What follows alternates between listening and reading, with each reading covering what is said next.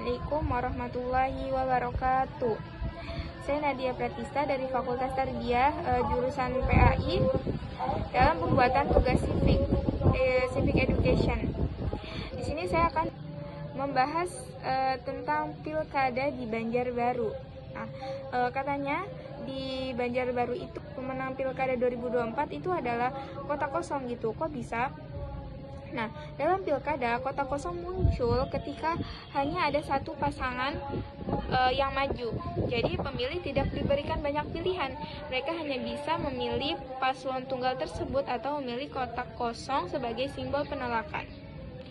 Nah, terus kenapa di pilkada Banjarbaru hanya ada satu calon? Nah, hal ini dikarenakan minimnya persaingan politik. Jadi bisa jadi partai-partai politik di Banjarbaru tidak memiliki calon yang dianggap cukup kuat untuk melawan paslon yang ada, sehingga memilih untuk tidak mengajukan kandidat.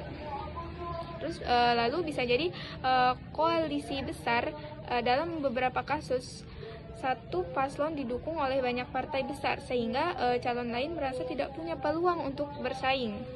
Nah, namun ini justru menjadi masalah bagi demokrasi kita karena masyarakat tidak memiliki banyak pilihan.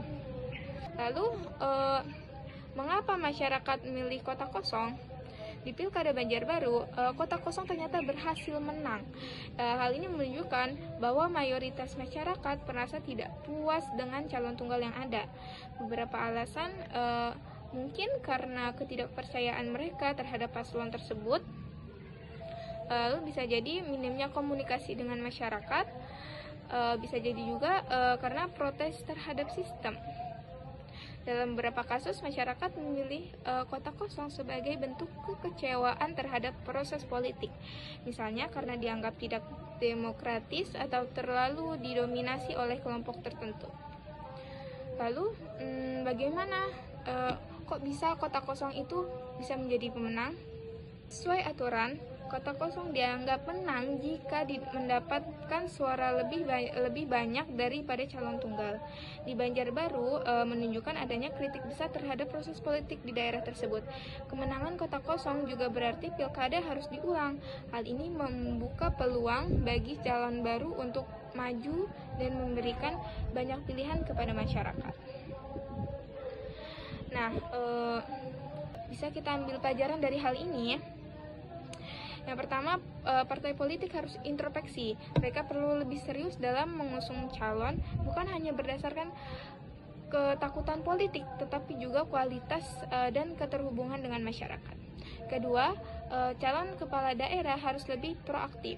Mereka harus bisa menjelaskan programnya dengan jelas, mendengarkan aspirasi masyarakat, dan menunjukkan bahwa mereka benar-benar layak untuk memimpin. Ketiga, masyarakat harus lebih terlibat. Jangan hanya pasif menunggu pemilu, tapi mulai aktiflah sejak awal, seperti memberi masukan dalam penjaringan calon atau memantau proses pilkada. Nah, jadi kemenangan kota kosong di pilkada Banjarbaru adalah fenomena yang menarik, sekaligus ini adalah tanda bahwa masyarakat tidak ingin demokrasi hanya menjadi formalitas, tetapi benar-benar memberikan pilihan terbaik untuk masa depan.